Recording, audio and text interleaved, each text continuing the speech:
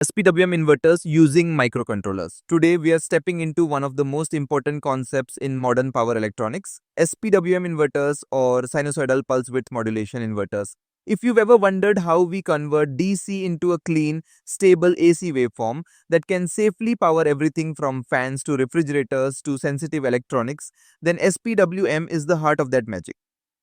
Traditional square wave or modified sine wave inverters are simple, but they come with a cost: high harmonic distortion, noisy operation, heating in inductive loads, and poor compatibility with modern appliances. As our world moves toward more efficient and sensitive electronics, we need AC waveforms that closely resemble the smooth sinusoidal output of the grid. That's where SPWM comes in. At its core, SPWM is a technique that uses high-frequency switching to approximate a sine wave.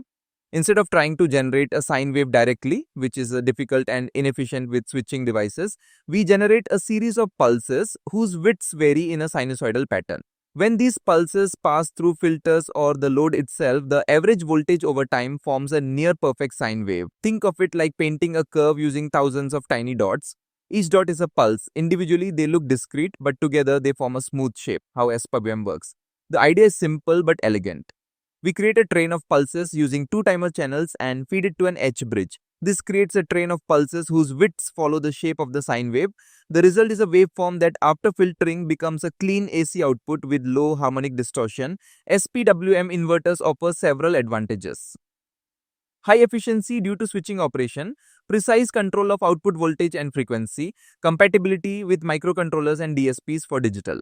This is why SPWM is the backbone of modern inverter design, whether in renewable energy systems, motor drives, or consumer electronics. In this series, we'll break down SPWM step by step. We'll explore how to generate SPWM using microcontrollers, how to design the H-bridge, and how to filter the output. We'll also look at practical waveforms on the oscilloscope so you can see exactly what's happening inside the inverter. By the end of this journey, you'll not only understand SPWM, you'll be able to design and build your own SPWM inverter from scratch. We will be using STM32F4 microcontroller in this course. We will divide our course in 4 parts.